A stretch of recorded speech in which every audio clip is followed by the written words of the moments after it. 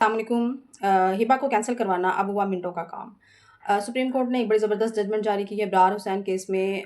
जो supreme court ने held किया है वो ये है कि बहनों की तरफ से किसी भी किस्म की transfer of property in favour of brothers acceptable नहीं है। ना ही कोई हिबा हो सकता है, ना ही वो प्रॉपर्टी किसी सूरत में ट्रांसफ़र हो सकती है, ना ही वो सेल परचेज हो सकती है।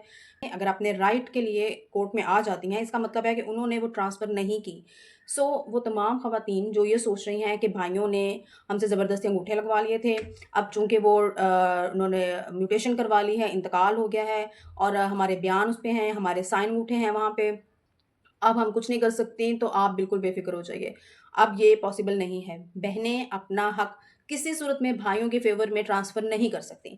अगर बहनें आ जाती हैं अपना राइट क्लेम करने के लिए, इसका मतलब ये है कि वो जो ट्रांसफ़र हुई, वो धोखा था, वो गलत था, वो ज़बरदस्ती हुआ।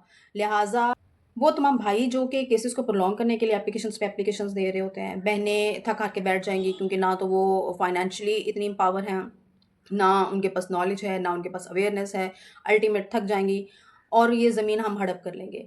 इसका रास्ता रोकने के लिए भी इस जजमेंट में फ़ाइन डिसाइड कर दिया गया क्योंकि इस केस में 5 लाख रुपया जुर्माना हुआ भाई को।